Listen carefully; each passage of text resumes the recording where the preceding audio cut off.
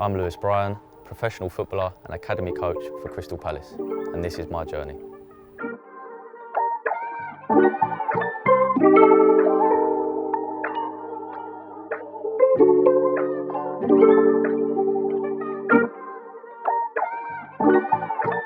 What's going on, Lewis? You good? Yeah, I'm good, thanks. How are you? I'm not too bad, thank you. Not too bad. First of all, welcome to the journey. Thanks for taking the time out to speak to us. With the journey, what we like to do is we like to string it right back to the beginning. Tell us about your early life, your roots, and how you got into where you are at now. So, how did early life start for you? Well, I grew up in Bexley, where we are now. Yeah. I still live here to this day. Okay. But I was actually born in Islington, which is like North London. Yeah, I know that very well. That's where I'm from. So my mum's side of my family was from there. Some of them still live there. So I was born there, but no, I've lived in Bexley my whole life. Okay. Sick. So, born in Islington, moved to Bexley at an early age.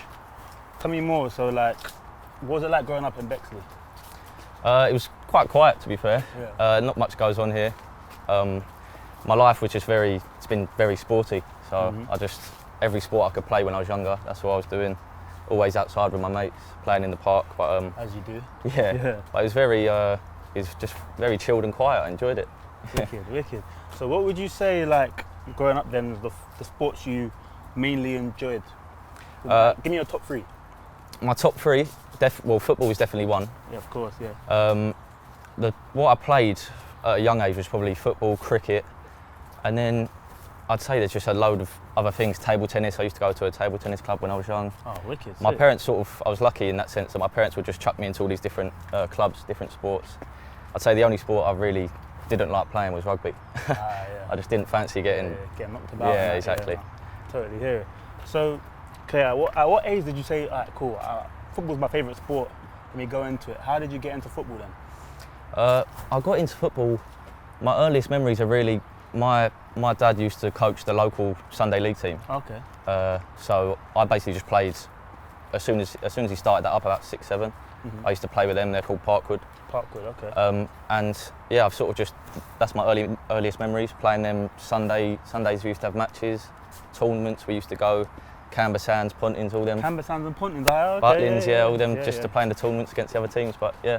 Yeah, I grew up on Pontins as well. I actually love that place. Yeah. A lot of good memories there. Yeah. So obviously, being at a young age in football, obviously you watch it. Obviously, Barclays Premier League. Yeah. You idolise certain stars and stuff. Did you have a team that you supported?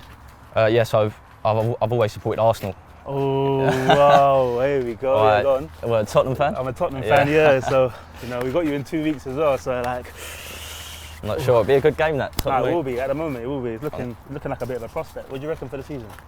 Arsenal. I mean, I was more hopeful at the start of the season. Yeah. I think we started well, but a top 4 I'll take. I don't think we're catching City. You don't think so? Nah. You're one of the only Arsenal fans that will be honest and say something like that. Because everyone seems to think you lot are going to push them this year. So I can see us doing really well. I just can't see City dropping many points. Yeah, even with De Bruyne out for the rest of half of the season, they're still strong, aren't they? Anyway, back to it. So growing up, obviously you're centre half, a number 4 defensive midfielder. Who would you say your footballing idol was then growing up? Well, early years, definitely John Stones, I'd say. Class. Yeah. That's, to be honest, it sort of come from, that was just naturally my playing style anyway. Sort of good on the ball as a ball-playing centre-half. Yeah. And then all my teammates, that's who they used to call me, John Stones. When you give each other your nicknames. Yeah. And then as I got older, it was Busquets, probably to this day as well. Busquets, yeah. Yeah. It's always the one that everyone will bring up, isn't it? Yeah. Class, I love him, yeah. And it's just, again, same style of football to me. Yeah. And yeah, I just enjoy watching him. I get you, my bro. So, cool, you're playing for your dad's Sunday league team and you're going to school, obviously mixing both in between. What was school life like then? And growing up in your formative, earliest, I'd say 11, 12, what was school life like at that time? Transitioning. Again, school life was pretty standard for most kids my age. I didn't really have any big worries or stresses. I'm thankful to my parents for giving me a comfortable upbringing. Yeah.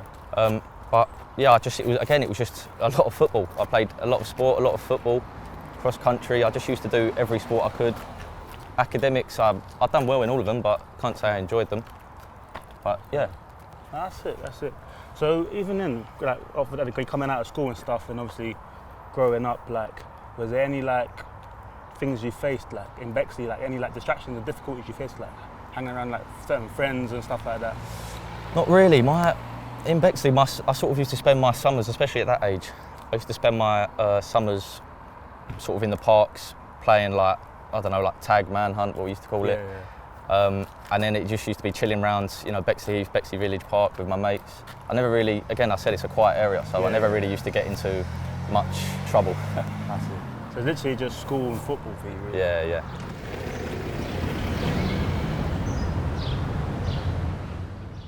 So you're playing Sunday League for your dad's team, Parkwood. You get to about 8, 9 years old. Pro clubs start coming in, Arsenal, Spurs, Crystal Palace, of course, and Charlton. What was that like for you to begin with? Yeah, it was good. Obviously, it's always nice to hear that you are wanted by professional football clubs. Yeah. I remember I went on trial to Arsenal first. Yeah. Had a few weeks there, and during that time, I also got scouted by, like you said, Tottenham, Crystal Palace, Charlton, and I had 2-3 weeks probably at all of them, and Palace were the first ones to sign me. I think they showed the most interest. Yeah, exactly. They showed the most interest, so I just thought they're the first ones who signed me. I'm going to go where I want. I'm going to go where I wanted. Yeah. Of course. So talk to me more about obviously signing for Palace and coming through the age groups. What was that like for you? Yeah, it was good. I mean, I loved football when I was playing for a professional team, so I loved it. There were certain bits that did over time get more difficult, maybe take the fun out. Stuff like obviously it was 3 times a week. I used to train. So I used to go after school, hour and a half journey to Crystal Palace, especially at that time it was busy. Of course, hour and a half back, my mum used to take me. And then on the weekends I'd travel to places like Portsmouth, Southampton, Birmingham sometimes. All over the south coast. My dad would take me to the games, so after 4 or 5 years of doing that 3 times a week, it takes its toll, innit? It takes its toll, yeah. Especially in the evenings as well, after work and stuff like that, the rush hours of London and... Yeah, and don't get me wrong, I loved the training when I was there. It was just over them years at that age, it slowly sucked the fun out a little bit. Yeah, no, I totally get it. So then, okay, cool, you're riding through the age groups. Is there any like past Palace players that used to come and watch over the youngsters or give the youngsters some advice and stuff like that? Watch over you guys? Yeah, there was. So the one that first springs to mind was Paddy McCarthy. So he used to be the captain at that time, probably when I was around 9s or 10s. Yeah. He used to come, I think his little boy used to play in one of the age groups. So he used to come, he used to speak to all the little kids. Julian Sproney, another one. Palace legend. Yeah. And and it's just something, it gave you that extra bit of motivation to see that's where you want to get to, and it makes it a bit more achievable and gives you that goal right in front of your eyes. So, let's say around the under 13 period, I'm aware you started to encounter some growing pains and stuff like that. Can you elaborate on that for me? Yeah, it started off, to be honest, it just started off like over time, a bit of from my knees it was. The pain just started sort of on running, loading, and as I played more games, the pain would get worse and worse, and it got to a point sort of 2 months into my under 13 season where I had to stop. How long did you have to stop for, if you don't mind me asking? So I mean, at the time you think, it's going to be a couple months and I'll be back, so just a little bit of rest and it helps, but the months went on and on. And I actually got back, I was out for just shy of 3 years with my knee. 3 years? Yeah, 3 years. I missed almost all of the under 13 season. After the first couple of months I played. Missed all the under 14s. Wow. All the under 15s, and then like probably the last month of the under 15s I started getting fit, and then eventually got back fit, ready for 16s pre-season. Yeah. So how much of the under 16 level did you play then before your next issue came about? Yeah, so I played the first few months getting fit, wasn't really in the team, and then I got my opportunity and played well, stayed in the team, and I played that whole season. Got my scholarship for Crystal Palace, so they gave me a scholarship after that. Shows they believed in you. Yeah, 3 years out and then played 4 or 5 months and they give me it, so obviously showed they liked me, which was good news for me. Of course. And then I played 2-3 months of my first year scholar, so under 18s, 17s, and then the knee started again. I just started feeling the same similar pain over time, and I was then out for another 10 months. Wow, 10 months. Yeah. So then after that 10-month stretch out. What was that, during that 10-month period, what was that like being out for that long? And obviously you're in a crucial period of your development. How did you deal with that mentally? It was, to be honest, it was hard mentally as soon as I felt that knee pain again, because I just experienced 3 years out of the game with it. And I know I couldn't experience that again, how detrimental it will be, especially at that level. I'm getting older now. So it was hard to deal with mentally. I was lucky enough that I was in full time then, so I had a lot of staff around me to help. But yeah, it was tough, and it just probably just my drive of how much I wanted to be a professional footballer at that point. I was still a scholar. Just kept me working hard in the gym and doing my rehab, and I eventually got back 10 months later after an injection in my knee as well. So after that 10-month stint, what age group would you have been, under 17, under 18?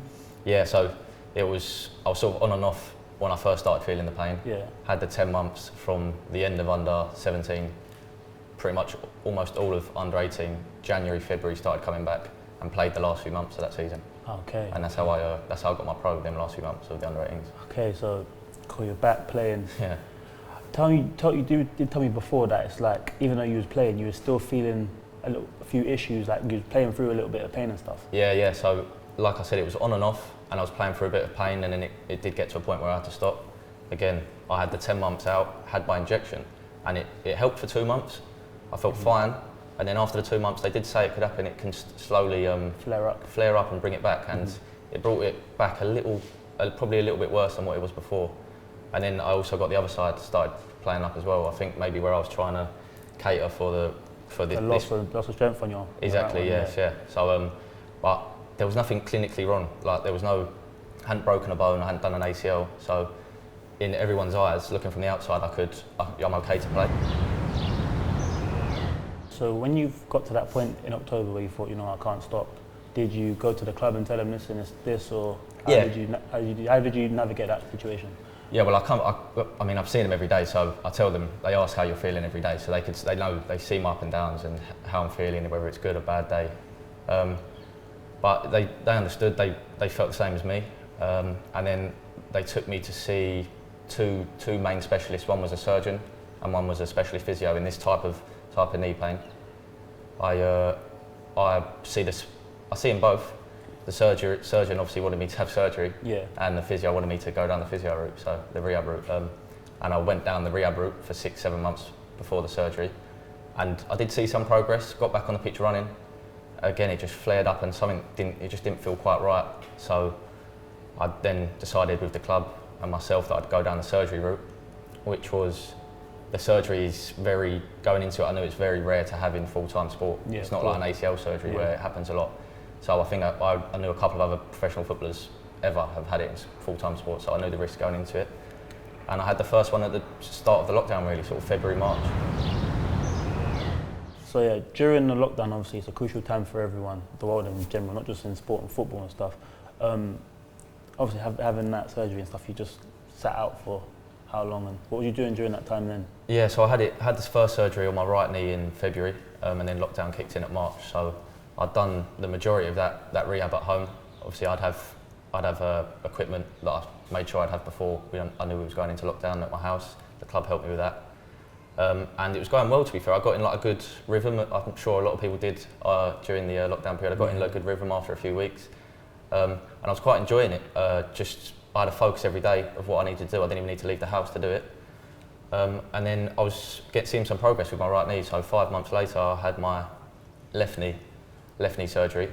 So that was in July of that year. Yeah. 2 surgeries. That's not even common, especially in 6 months as well. That's not, no, yeah. I mean, I would have technically had them at the same time, but I needed to be able to walk. So, so as soon as this one was good enough to carry my weight without the other leg, I then went on to this surgery. And that's sort of July, and then we started going back into the club around August, I think. Mm-hmm.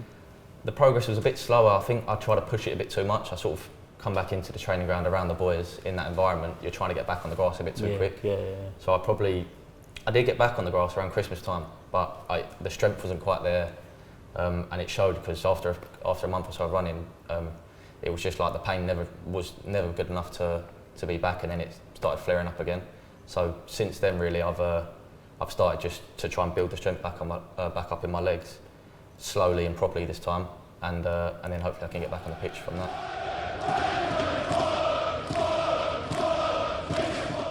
So Lewis, it's been a long, hard road, a long, hard journey. What's your aims then for when you're able to get back playing? Is there any goals or anything you want to achieve, or is it just straight to I want to get back on the grass and we'll go from there? Yeah, that's it. I mean, it's been such a long time now. My 100% focus is just to get back on the grass, playing football pain-free. Yeah. And then of course it'll be to get as fit as I can, and try and get some first team football. Excellent. I'm glad you said that, because that leads me into my next question. Can you envisage yourself putting on the red and blue for Palace as a first team player?